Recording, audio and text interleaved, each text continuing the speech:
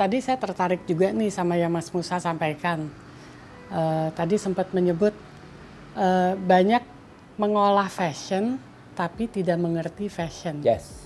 Lalu tadi sebagai contohnya adalah para pemakai fashion itu sendiri. Yeah. Nah, tapi kalau kita bilang kita menyebutkan mengolah fashion, itu kan sebetulnya aku sebagai orang awam gitu, yang mengolah fashion itu kan desainer. Betul. Gitu. Nah, tapi dengan statement bahwa mengolah fashion tapi tidak mengerti fashion, itu artinya apakah desainer juga tidak mengerti fashion atau gimana? Semuanya. Dunia fashion itu sendiri, dunia profesi fashion, dari stylist, reporter, designers, apapun itu gitu ya, merchandiser, whatever it is, sampai fashionista dan sosialita sebagai konsumen pemakai gitu loh. Jadi banyak hal yang sebetulnya they don't really understand what is fashion all about gitu loh. What is fashionista gitu. It doesn't mean that, tidak berarti bahwa Anda pakai baju cantik kemudian menjadi seorang fashionista. Fashion is a concept kan. Ya. Itu yang saya bilang bahwa di Indonesia sangat mudah, apalagi sekarang di zaman milenial ini, bahwa mengklaim seseorang menjadi desainer itu mudah sekali. Kalau zamannya saya dulu, Ami tahu, saya nggak bisa tiba-tiba mengatakan bahwa saya desainer, enggak. Di media aja harus diseleksi. Who is Musa? Yeah. Kenapa dia harus masuk cover? Kenapa dia harus masuk profil gitu? Dan itu sudah saya lewati semuanya gitu. Kalau sekarang kan gampang. Tinggal kalau kita banyak bermain dengan sosial media, banyak kita istilahnya nge-branding, posting, itu kan follower banyak gitu kan. Jadi kemudian menganggap dirinya menjadi tanda kutip sebagai fashion designer gitu loh ngertinya. Ya. Oke. Jadi tadi Mas Musa ceritakan tentang mengalami masa yang berbeda. Dulu desainer itu harus begini dan lain sebagainya, sampai akhirnya bisa terpilih masuk majalah, bisa mempublish, dan akhirnya bisa menyebut dirinya sebagai oke, saya desainer, dan itu berbeda dengan sekarang. Yeah. Nah, dalam 30 tahun berkarya, 30 tahun kan ya kalau nggak salah. Ya, yeah, betul. Nah, 30 tahun berkarya, apa aja sih perbedaan yang dirasakan oleh seorang Musa Widiatmodjo dalam 3 dekade itu? Selain yang tadi ya, dengan masuknya digital, sosial media, dan lain sebagainya. Wah, banyak sekali. Karena intinya gini, kalau kita mengaku kita orang fashion, kita adalah bukan orang yang berada di dalam kotak zona nyaman. Gitu. Fashion is about changing. Okay. Berubah. Ya. Nah, kalau kita lihat misalnya, kembali lagi, kita mengambil dari pelajaran, dari apa yang terjadi di luar negeri, misalnya Louis Vuitton, gitu, atau Chanel. Kita melihat bahwa Chanel is Chanel, Louis Vuitton, Christian Dior is Christian Dior. Tapi Christian Dior Chanel tahun 70 dengan Chanel tahun 2000 beda. Dengan Chanel tahun 90-an juga beda gitu loh. Bahwa Chanel tahun 2020 juga beda, tapi jiwanya, soul-nya itu tetap ada. Ya, karakter. Gitu loh. Karakternya bahwa that is Chanel. Jadi kalau saya pun dari awal memang seorang Musa itu adalah seseorang yang sangat Indonesia. Dan Indonesia itu terjadi bukan karena dibuat, tapi karena ada satu conversation yang saya menganggap itu adalah alam semesta atau Tuhan menempatkan itu ke dalam diri saya, bahwa pada saat saya kuliah dasar, waktu saya ambil di fashion di Drexel University, salah satu pelajaran pertama adalah mengenai history of art.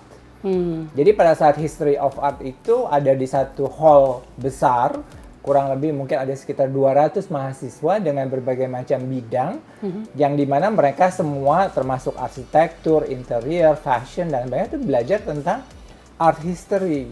Nah, pada saat belajar art history itulah saya melihat bahwa ini demikian banyak karya-karya benda seni dan aliran seni yang ada di dunia. Kemudian hati saya berbicara kepada saya sendiri, bahwa itu saya nggak tahu dari mana, tapi pada akhirnya saya menyadari bahwa itu Tuhan yang memberikan ilmunya kepada saya, bahwa Musa, kamu sebagai anak Indonesia, kamu mengaku Indonesia, what do you know about Indonesia? Ya, kayak ketohok gitu ya. Yes. Sampai saya akhirnya merefleksikan diri saya bahwa, oh my God, I don't know anything about Indonesia. Gitu loh. Jadi pada saat itu adalah saya mulai menggali dan mulai memakai semua pada saat tugas-tugas sekolah itu. Saya selalu larinya referensinya ke Indonesia, larinya ke referensi Indonesia.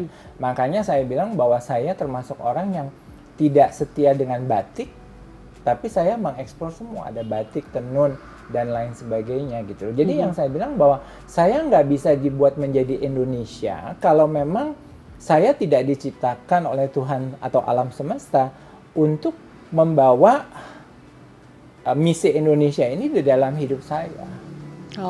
Gitu.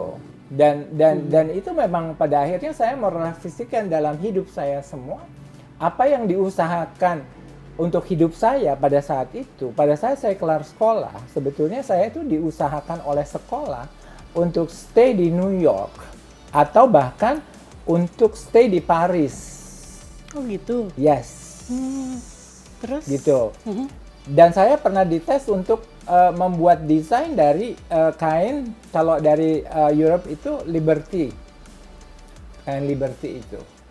Gitu. Dan saya pernah diketemukan dengan beberapa desainer di Amerika. Zaman itu ada Bill Blass, Mary McFadden, gitu ya. Banyak gitu kan. Cuma pada intinya adalah ternyata tidak semuanya itu tembus. Jadi saya tidak bisa mendapatkan pekerjaan di mana-mana. Nah, pada akhirnya saya menyadari bahwa memang saya harus pulang. Oke. Dan ini bisa dibilang yang akhirnya orang sekarang kalau mendengar kata-kata Musa Widiatmodjo, mereka langsung ingat dengan kain tradisional Indonesia. Yes. Gitu kira-kira. Panggilan jiwa. Ya, istilahnya seperti itu gitu. Sehingga saya bisa mendapat berkat yang luar biasa. Saya bisa ke Rusia, saya bisa ke Freeport, and nobody knows gitu loh. Saya pernah ke Freeport, saya tinggal di sana selama 1 minggu, dan saya bisa sampai ke puncak ujungnya Freeport, gitu kan, di mana ada gunung es dan sebagainya. Just because of what? Karena saya bisa menerjemahkan, menerangkan tentang apa itu kebaya, apa itu busana nasional, dan lain sebagainya. Dan itu menjadi satu uniqueness dari saya, sehingga segala macam opportunity bisa terbuka gitu loh. Hanya karena memang saya mempelajarinya gitu. Jadi nggak bisa dipaksa ya. Nggak bisa pura-pura gue suka Indonesia. Itu akan kelihatan kok. Karena pada akhirnya kalau kita menyukai sesuatu, you are going deep. Ngerti nggak? Jadi semakin deeper, semakin you are amazing, and semakin interesting. Kan?